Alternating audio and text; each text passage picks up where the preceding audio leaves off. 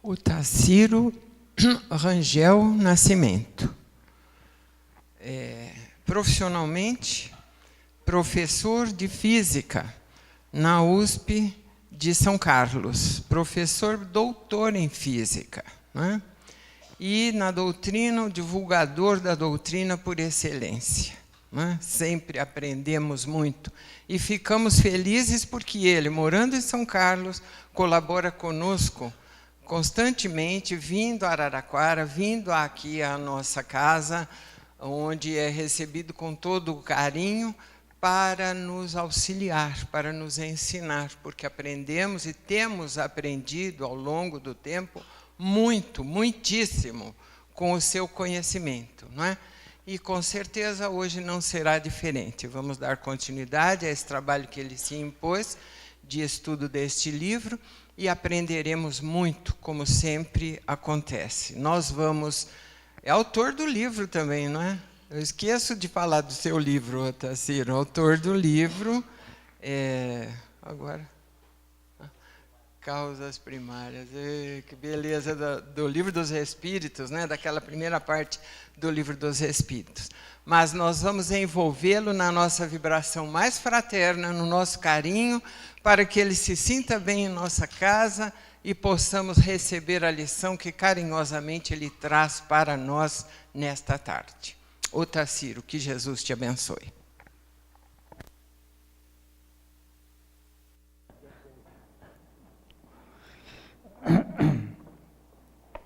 Queridos irmãos, queridos companheiros de jornada terrena que somos todos,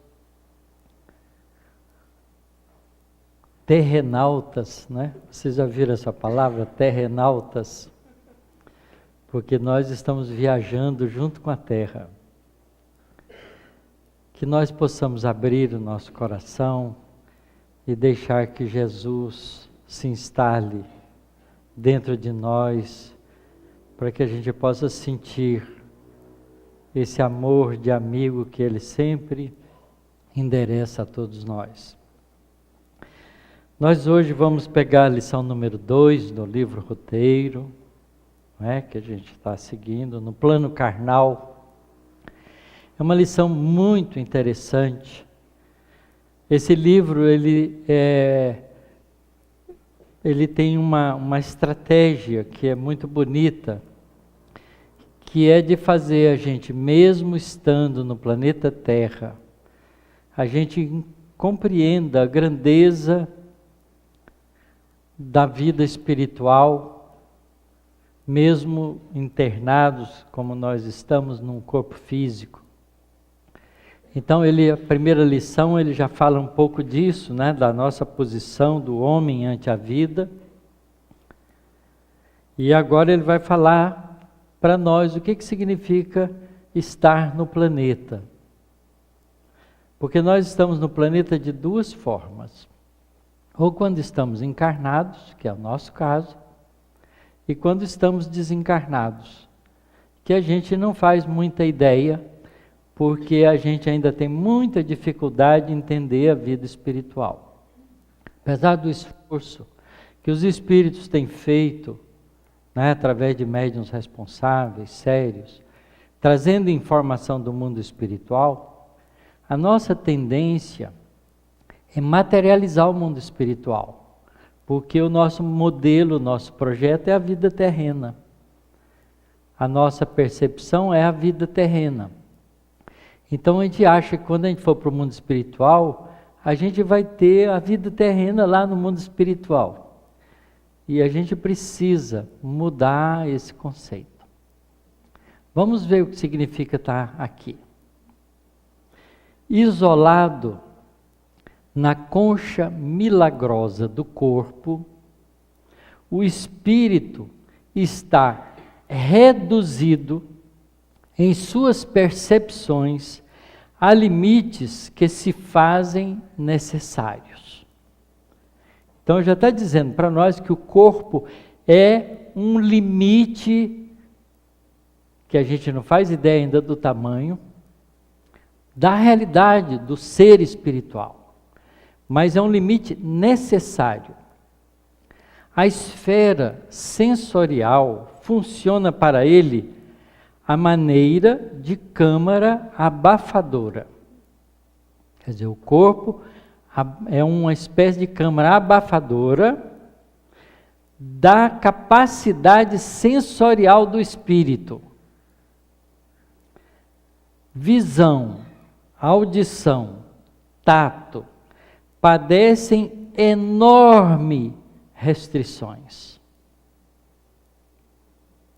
A gente não se dá conta disso, porque a gente já está reduzido a isso. E a gente não tem a percepção espiritual, então não sabe o que a gente está perdendo de sensibilidade do espírito, porque a gente está internado no corpo. O cérebro físico é um gabinete escuro, proporcionando-lhe ensejo de recapitular e reaprender. Porque a vida no corpo físico é repetitiva. Então a gente recapitula e reaprende.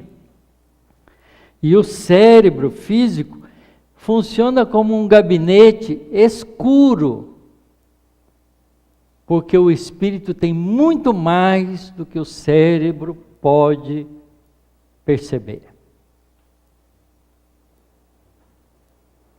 Conhecimentos adquiridos e hábitos profundamente arraigados nos séculos, aí jazem na forma estática de intuições e tendências. E essa é uma coisa curiosa na gente, porque a gente não percebe, não sabe nem sequer direito definir intuição. Porque ela vem de dentro para fora e a gente não sabe da onde ela está vindo, a intuição. E por isso mesmo, a gente, quando tem uma intuição, a gente não tem certeza se é aquilo mesmo. Porque é uma coisa que transcende os nossos sentidos. E outra coisa que a gente também faz uma confusão terrível é essa história de tendência. Porque a gente sempre procura a tendência de um filho nosso em algum parente. Se é do pai, se não é da mãe, tem que ser de algum avô. E é muito comum os pais falarem assim: ah, meu filho, você parece demais com seu avô. Né? Ah, você parece demais com um tio que você tem, que você ainda não conheceu. E a gente fica projetando um indivíduo, que é ele próprio, na imagem de outros que não tem nada a ver. Porque cada um tem a sua história. Tendências e intuições vêm da nossa conquista em vidas diversas já vivenciadas. Então não adianta ele falar assim: meu filho, você é igualzinho seu pai, turrão que nem ele, né? Porque a gente gosta de fazer isso, principalmente quando é os defeitos. A gente aproveita e ofende dois de uma vez. Forças inexploradas e infinitos recursos nele dormem, aguardando a alavanca da vontade para se externarem no rumo da superconsciência. Olha só, está dentro de nós, porque é conquista nossa, mas está abafado e filtrado pelo corpo físico, pela estrutura cerebral, pela capacidade dos sentidos, que só permeia através de intuições e tendências, mas pode ser puxado lá de dentro se a gente usar a alavanca da vontade para buscar essas conquistas no rumo da superconsciência ou do progresso espiritual responsável. Então, está dentro de nós, está só abafado. Nós não perdemos nada que já adquirimos, mas tudo que adquirimos em vidas passadas está de certa forma adormecido, enquanto nós no corpo físico, para nossa necessidade de recapitular e reaprender. Isso se chama sabedoria divina, que não faz nada que não tenha a utilidade grandiosa para nos conduzir à felicidade plena, não para nos punir. Nós ainda temos uma imagem ruim da bondade divina, porque a gente acha que Deus pune. Deus ama, e quem ama não pune, ajuda. No templo miraculoso da carne, em que as células são tijolos vivos na construção da forma, nossa alma permanece provisoriamente encerrada em temporário ouvido, esquecido, mas não absoluto, porque se transporta consigo mais vasto patrimônio de experiência, é torturada por indefiníveis anseios de retorno à espiritualidade superior, demorando-se enquanto no mundo opaco em singulares e reiterados desajustes.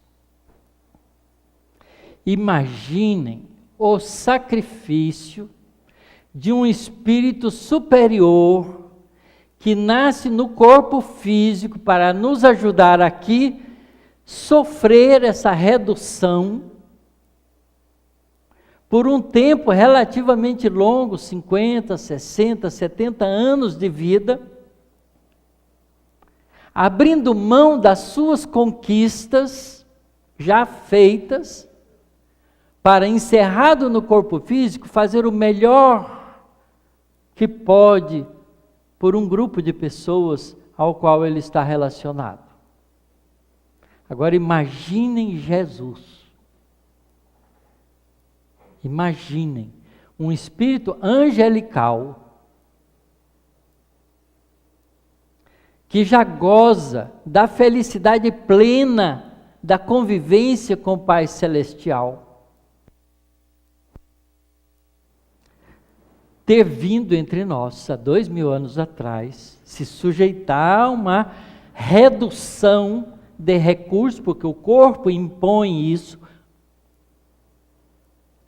para poder abrir mão da sua própria alegria e felicidade, estar entre os seus pares, para estar conosco, sofrendo a nossa ignorância, a nossa brutalidade, o nosso desrespeito, para nos auxiliar com ensinamentos e exemplos preciosos, para que nós pudéssemos, aproveitando esses ensinamentos e exemplos, andar mais depressa rumo à felicidade.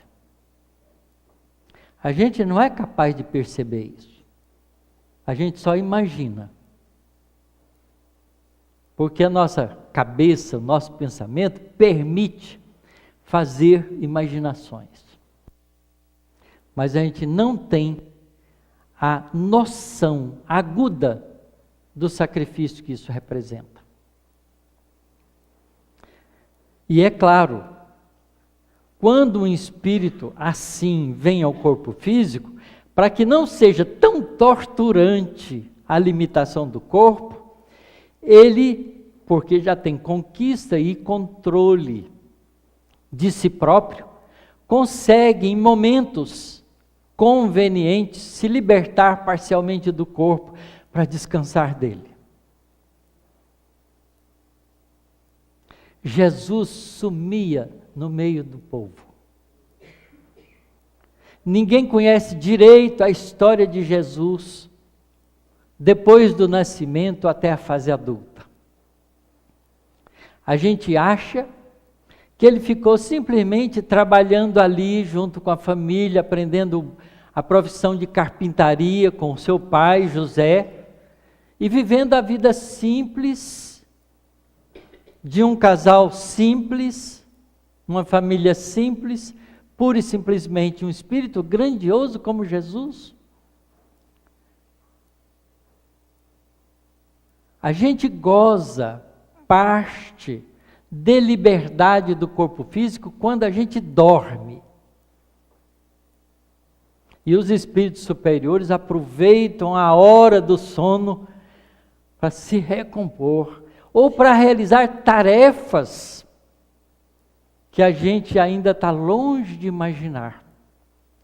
A gente pensa que Jesus nasceu ali em Belém, viveu na Galiléia e ficou por ali.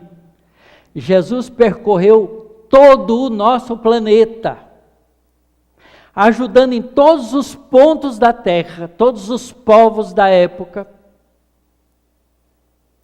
enquanto o corpo dele dormia, ajudando o plano espiritual, porque, segundo esse livro mesmo, na lição número 9, se vocês quiserem ler por antecipação, o planeta Terra abriga pouco mais de 20 bilhões de espíritos. É a população espiritual da Terra.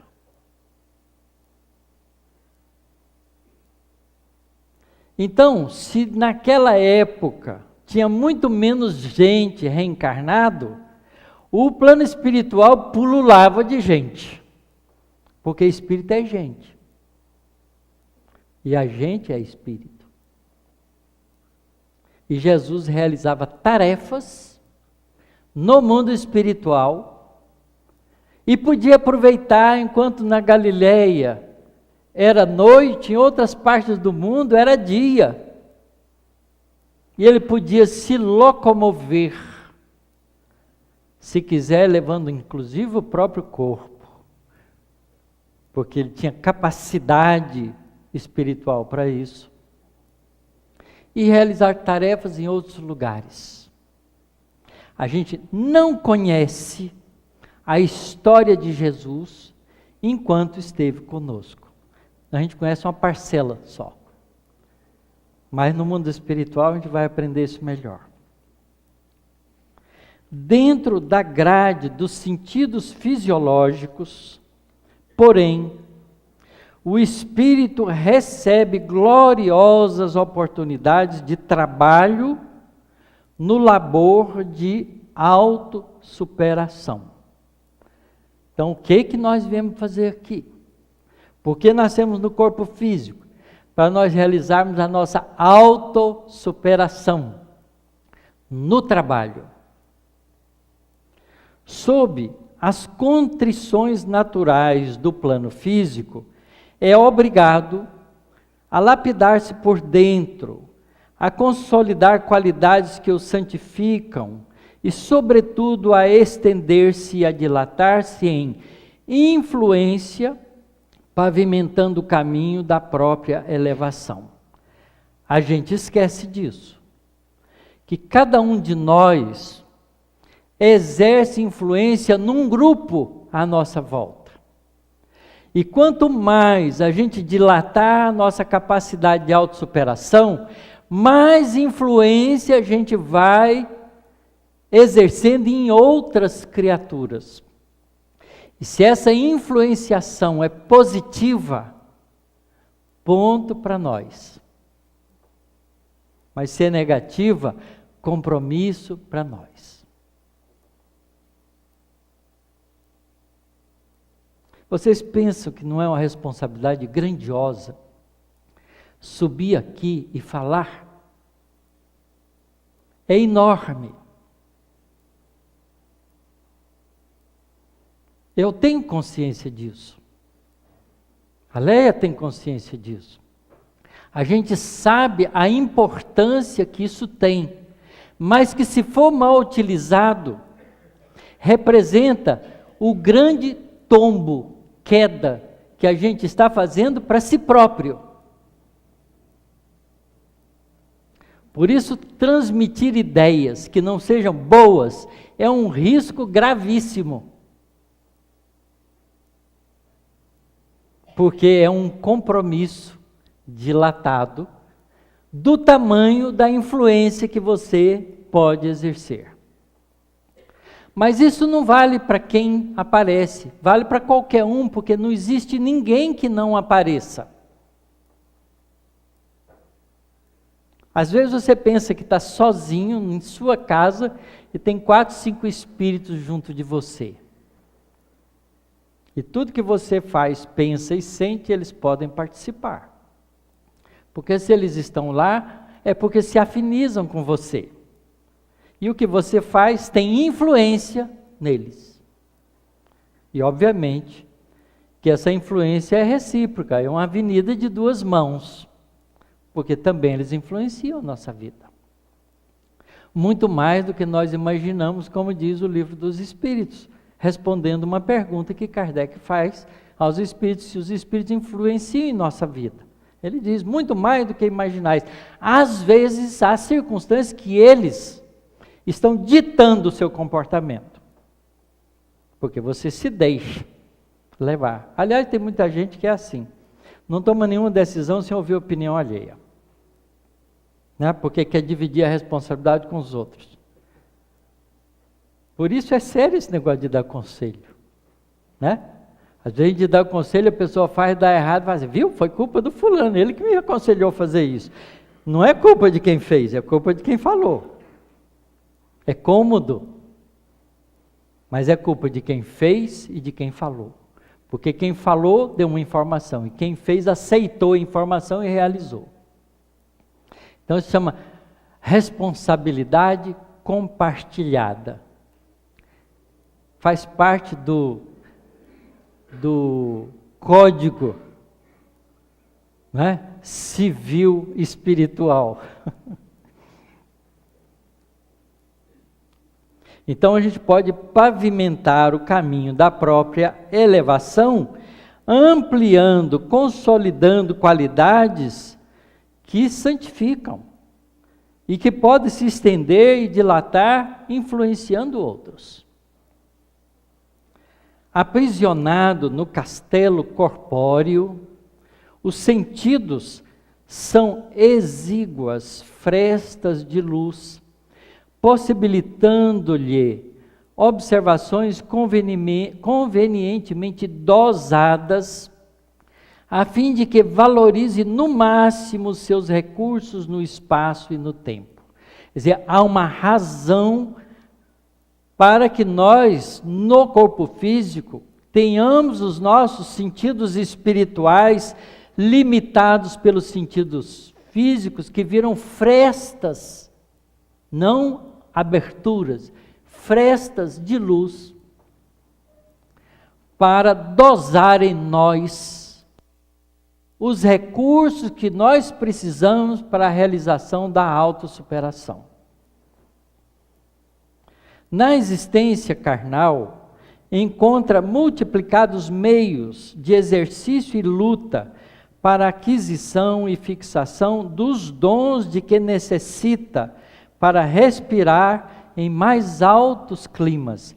Isto é aqui que a gente exercitando, lutando, trabalhando, fazendo esforço, a gente adquire e fixa valores, dons, que vão nos ajudar a respirar mais tarde em climas superiores.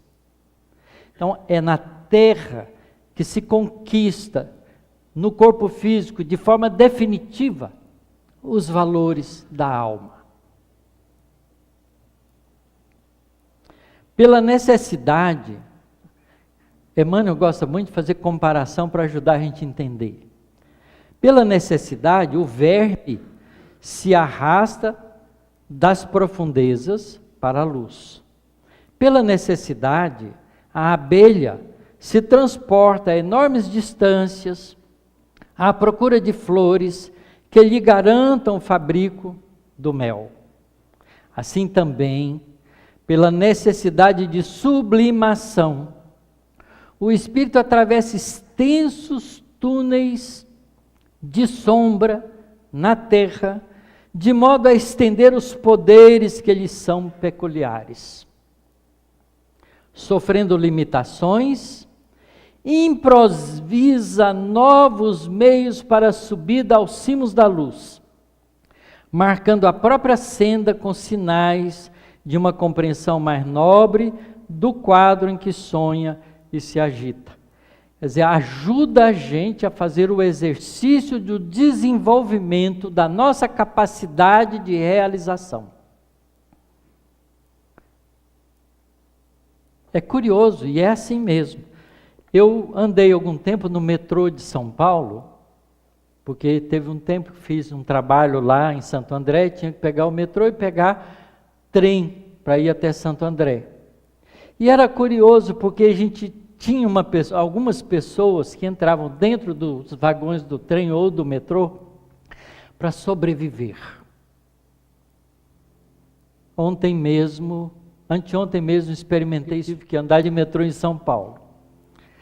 Pessoas com deficiências físicas entram ali dentro rotineiramente, pulando de estação em estação, de vagão para vagão, para conquistar a sobrevivência.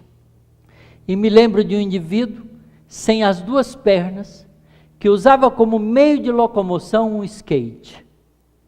Entrava e saía dos vagões. E vendia alguma coisa entre os transeuntes, para poder ter o pão nosso dele de cada dia. Autossuperação. Ele podia estar parado em algum lugar, vivendo às custas de alguém. Ao invés disso, ele estava fazendo um esforço de conquistar recursos, porque provavelmente tinha pessoas que dependiam dele. Daquele jeito.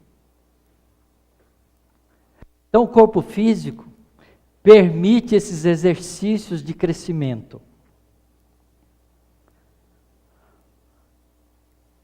Por isso é importante a gente guardar isso para nós. Quando a gente sofre limitação, a gente improvisa. Usa a cabeça para desenvolver recursos novos. Não pode andar com as pernas, arrasta pelo chão. Se é mais esperto, usa um skate. Se tiver mais recursos, usa uma cadeira de roda. Mas a gente consegue improvisar e não precisa ficar parado. Nessa improvisação, ele está fazendo exercício de autossuperação. Veja o Hawkins, né, esse cientista inglês, que está todo deformado, não para de trabalhar. Vocês viram o filme? Ouviram o depoimento da primeira mulher dele? É importante a gente ver que o indivíduo não está ali daquele jeito, porque Deus é mau, deu para ele uma vida dura, mas porque ele é arrogante, precisa de precisar dos outros, para aprender a lição de humildade.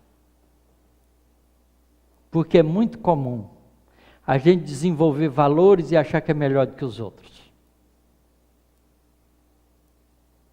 Não é? A gente está numa posição cômoda e dizer que os outros vão compreender a situação. Nós ouvimos isso do nosso presidente esses dias. É pena, porque a pessoa joga uma coisa que não sabe o alcance de responsabilidade que tem como retorno para ele próprio. Porque tudo que a gente faz tem a ida e a volta. Lei de causa e efeito. Torturado pela sede de infinito, cresce com a dor que o repreende e com o trabalho que o santifica. Essa frase devia estar escrita em letras luminosas.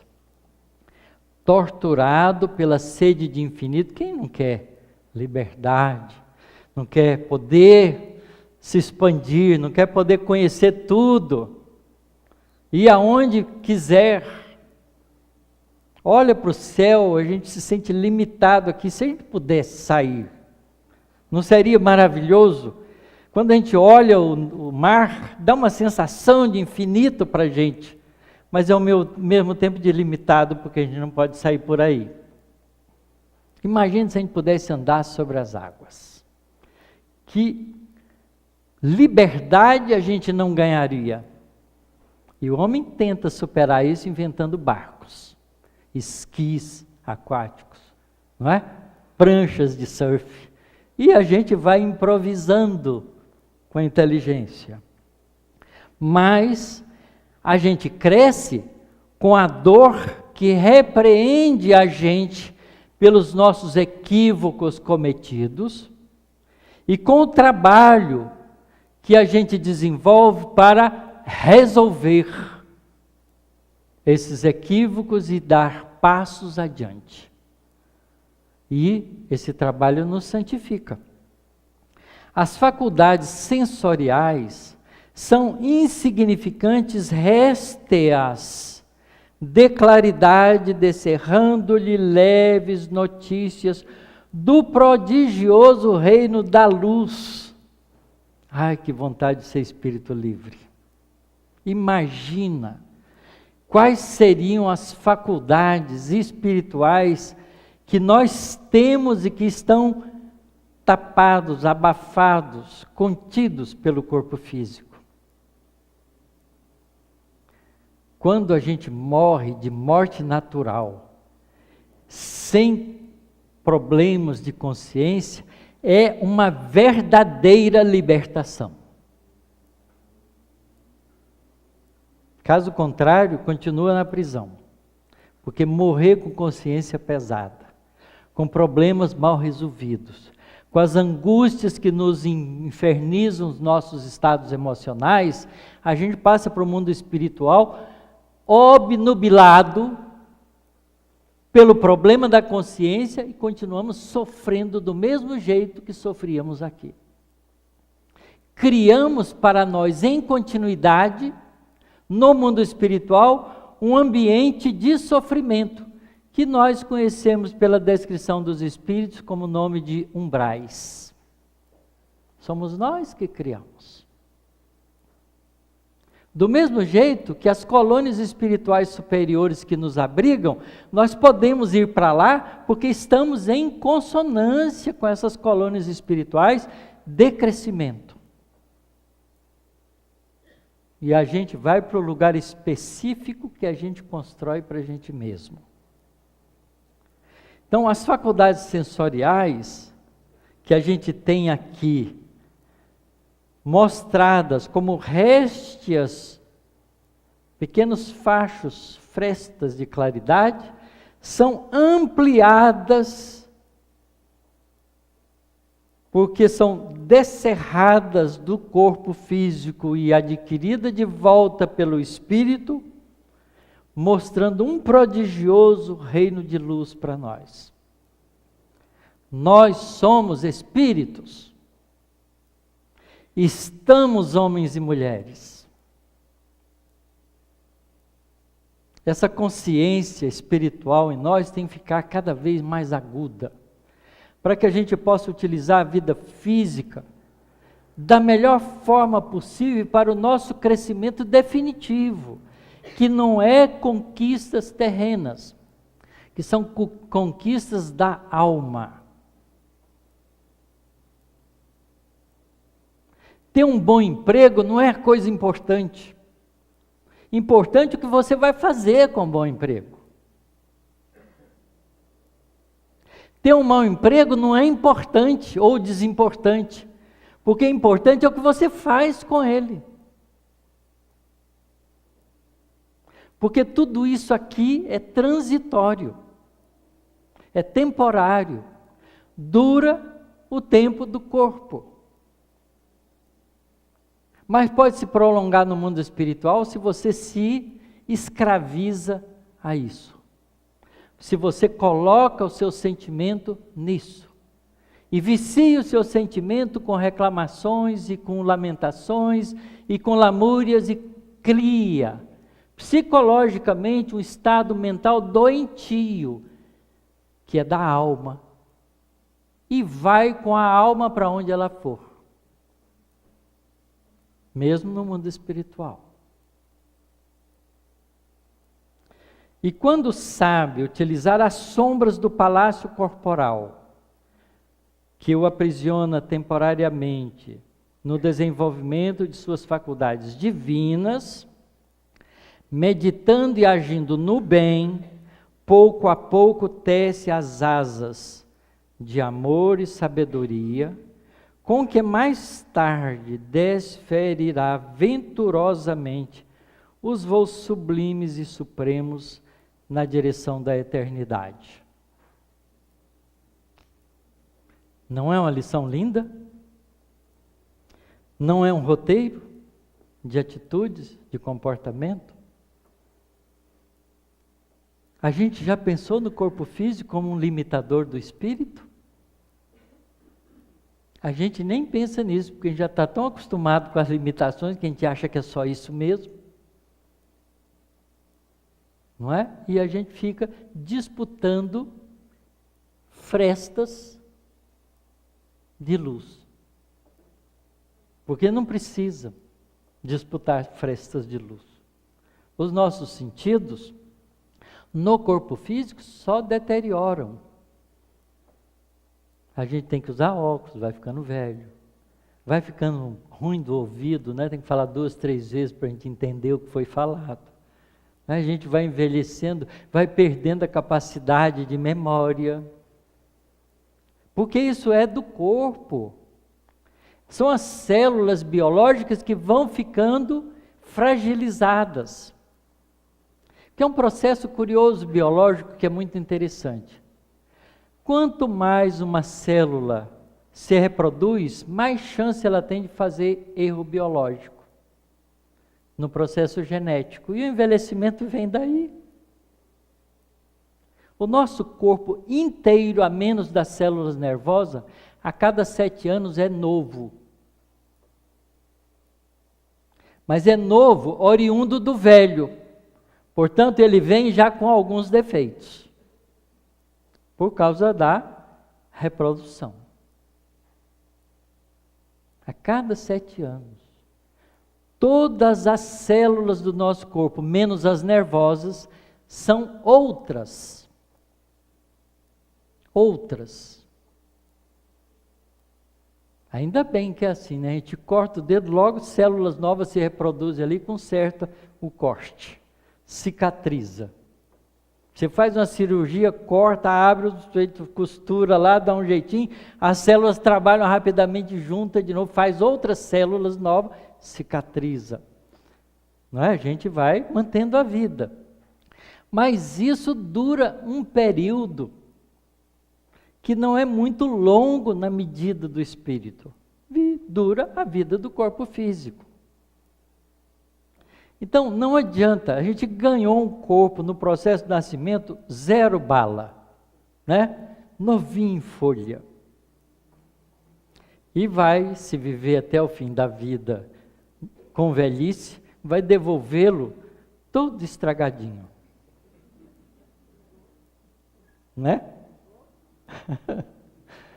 Mas o dono, ou melhor, o usuário desse corpo, pode sair muito melhor do que entrou, se aproveitar esse tempo de vida no corpo para crescer como espírito imortal.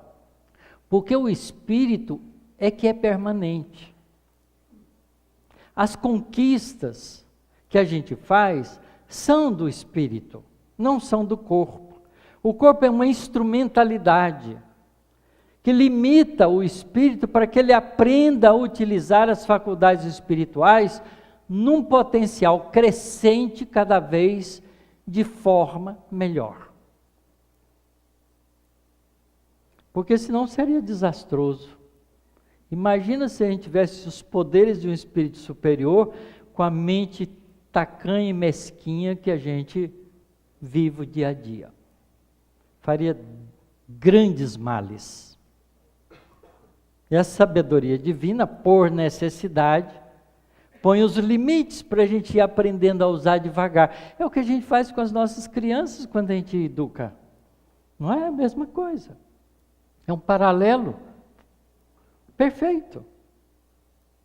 Ninguém põe como primeiro brinquedo na mão de uma criança uma faca. Não é? Aliás, a gente deixa a criança usar a faca mais tarde. Né? Tem até agora culinária, né, com os novos cozinheiros. Treinamento, mesmo assim, vocês já viram o quanto de acidente que ocorre. De vez em quando um corta ali mesmo em público. Então, a sabedoria divina vai muito além do que a gente imagina.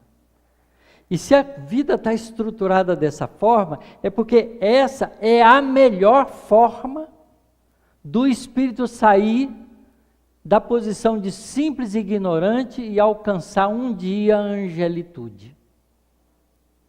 Então, o corpo físico é um prêmio, é uma escola, é a melhor maneira que a gente tem de crescer com segurança. Porque quando a gente está usando o próprio corpo para fazer grandes males, vem algo que nos limita mais ainda. Porque a gente pode nascer cego, sem braço, sem perna, atrofiado, com a coluna deformada. Há crianças que nascem que nunca saem de uma cadeira, ou de um coxinho, que é feito, adaptado para ela viver ali.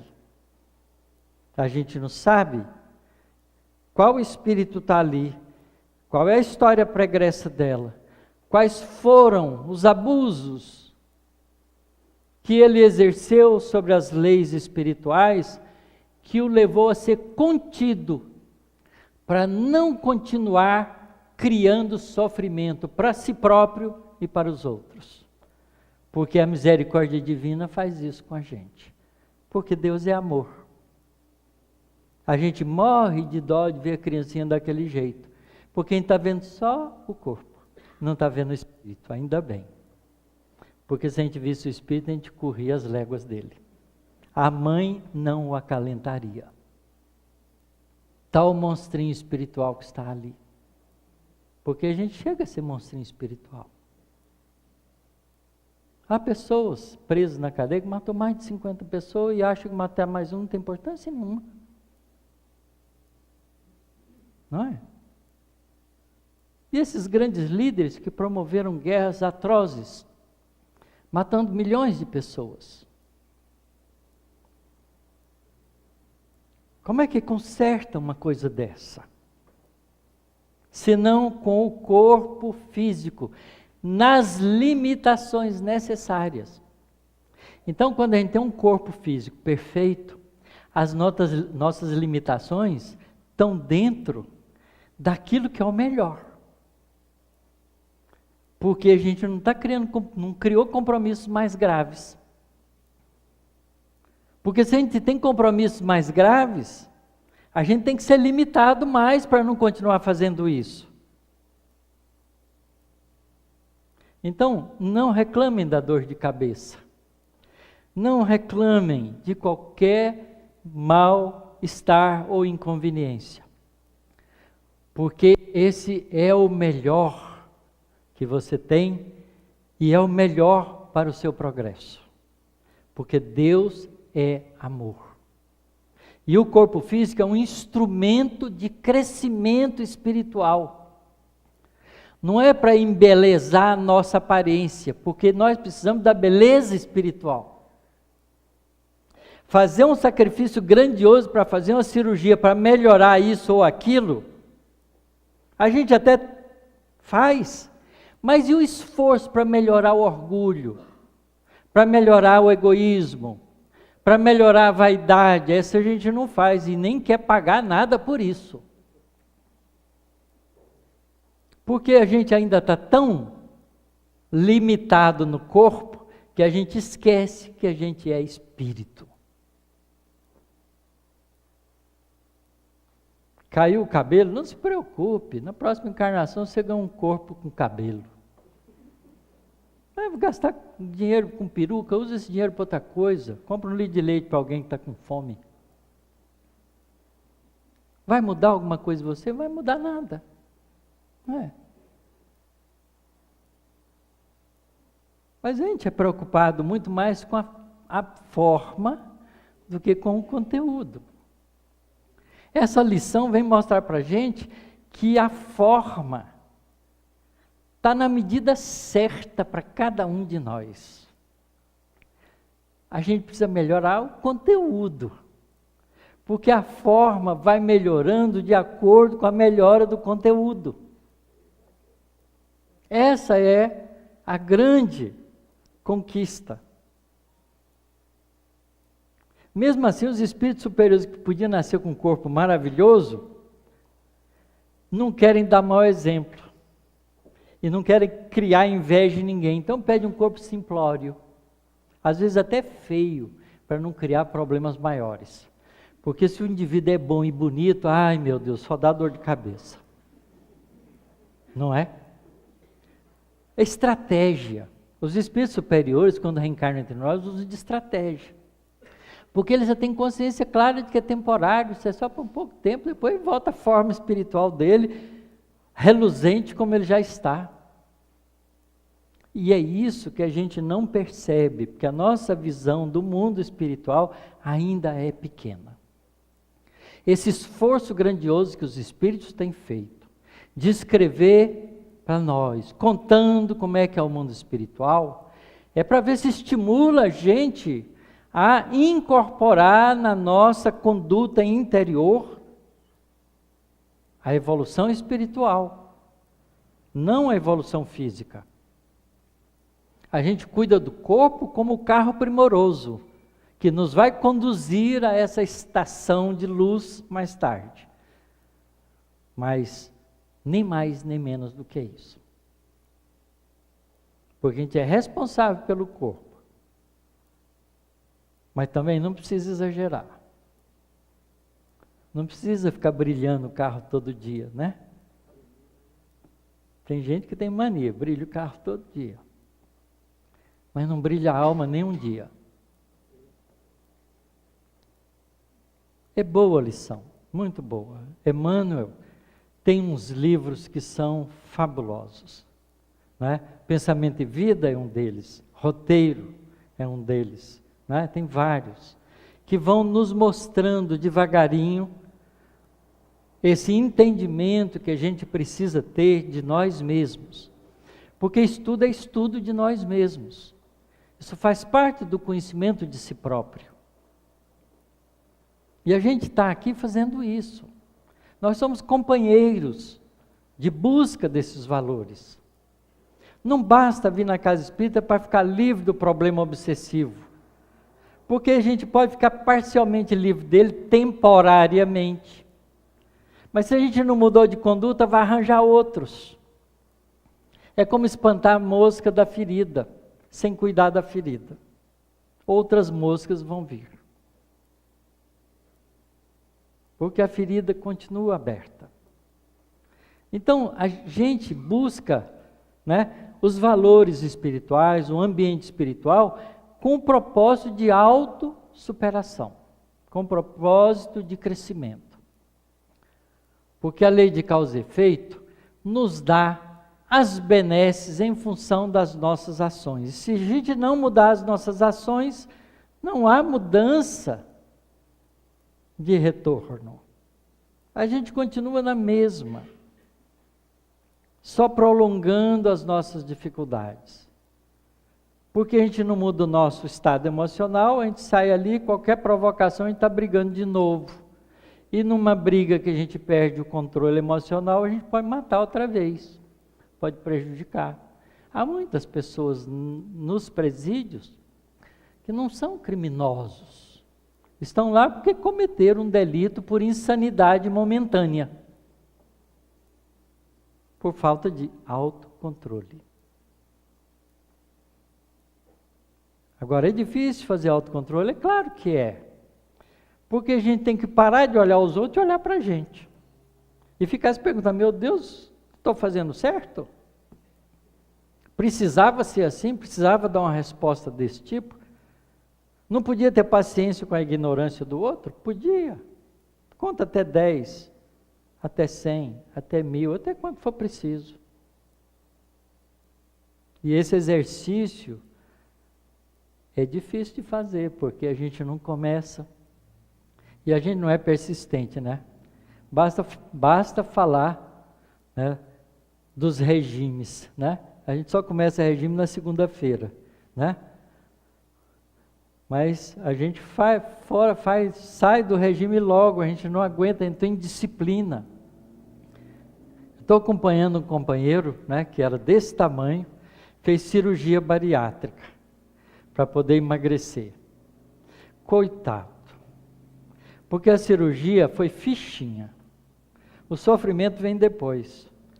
Porque tem que ter um autocontrole danado. Porque tudo que come faz mal, tudo que passa do limite faz mal. Quer dizer, a pessoa cria um processo nela, né, que não é educativo, forçado a ser educativo pela dor. A gente podia simplesmente fazer o regime necessário e acabar com o problema. Porque não tem jeito de engordar se não comer muito.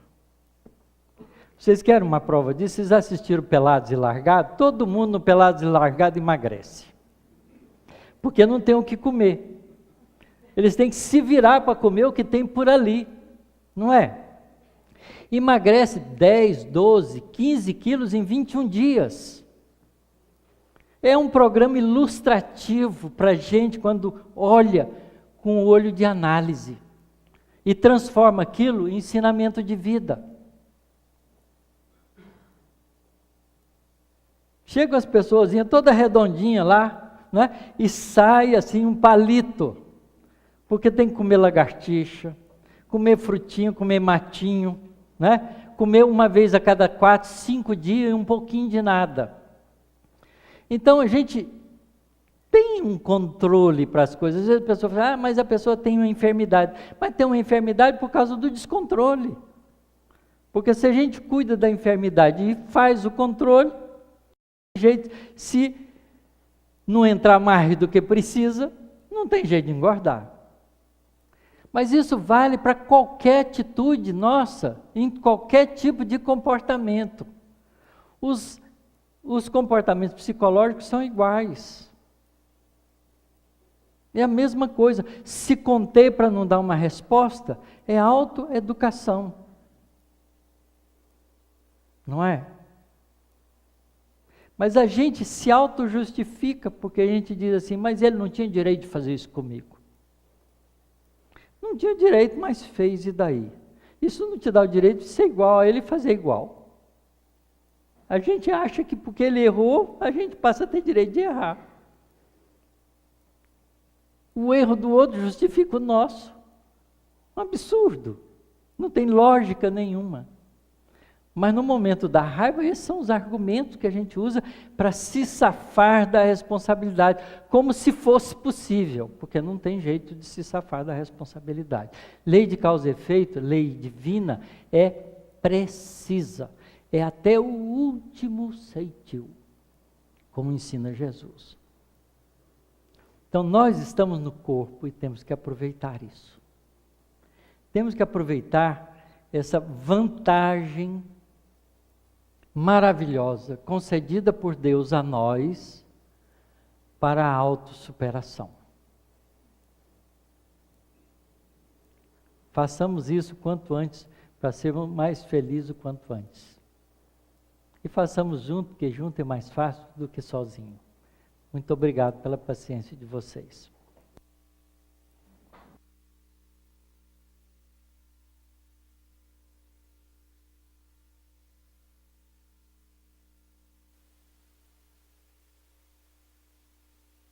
A doutrina espírita, ela merece.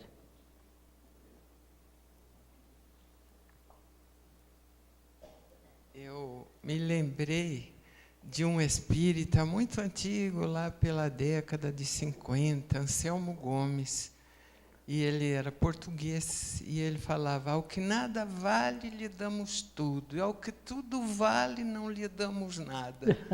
Com relação, eu era pequena e lembro dessa frase que ele usava muito, com relação ao corpo e ao espírito. A gente fica, não é, alisando o corpo, e o espírito fica órfão, né, e vai para a dimensão espiritual na condição de indigente. Indigente, isso aí, a palavra.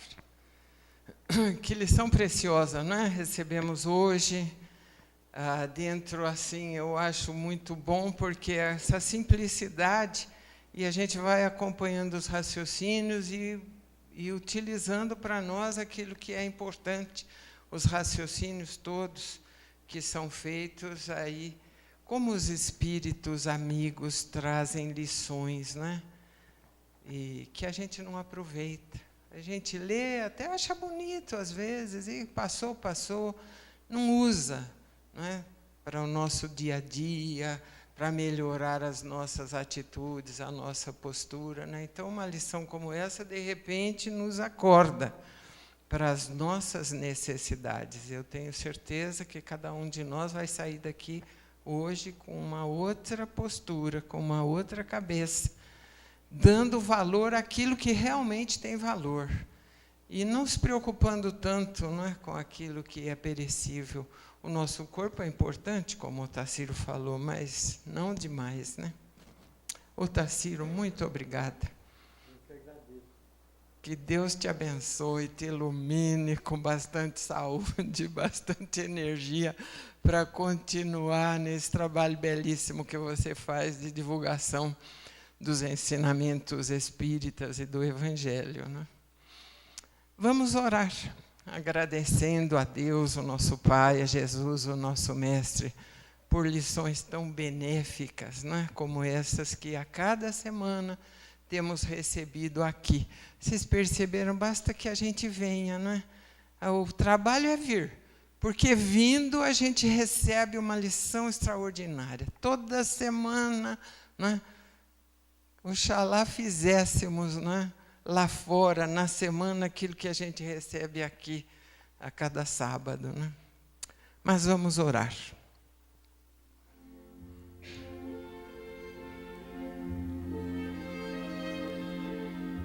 Amado Mestre Jesus, neste momento, com o nosso coração feliz, elevamos o nosso pensamento a Ti, agora para agradecer.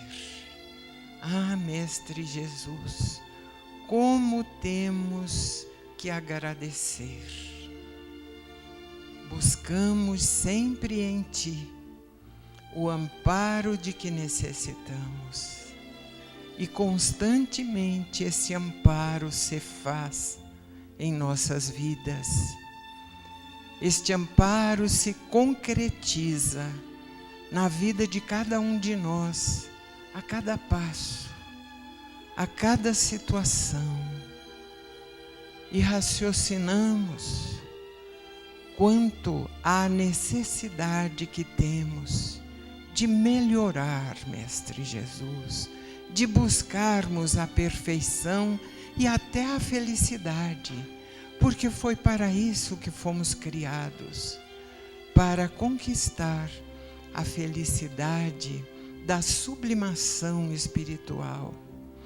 Mas, infelizmente, ainda permanecemos rastejando com as nossas imperfeições, que muitas vezes nem reconhecemos como imperfeições, cuidamos tanto de tudo aquilo que não é importante, que nos perdemos, deixando completamente esquecidas as necessidades de buscar as virtudes que vão concretizar o nosso progresso espiritual.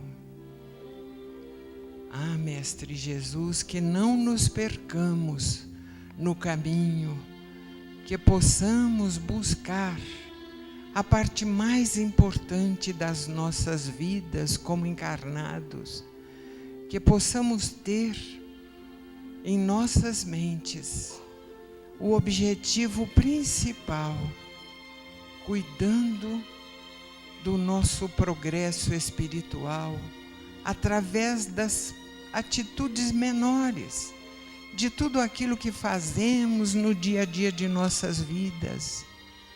Não vamos viver os ensinamentos no sábado à tarde, quando nos dirigimos à casa espírita, quando recebemos lições tão preciosas, mas que esse trabalho se faça lá fora, no dia a dia de nossas vidas, desde manhã até a noite, nas pequenas coisas, nas pequenas atitudes, nos pensamentos, nas palavras, nas ações, no nosso conviver com aquelas criaturas com quem fomos chamados a conviver.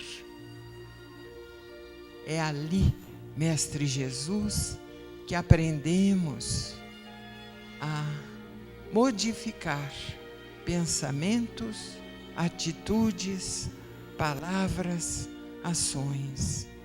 Auxilia-nos, Mestre Jesus, neste trabalho hercúleo da nossa transformação, como o fazes constantemente, e que possamos nós, aprendendo contigo, a melhorar a cada dia.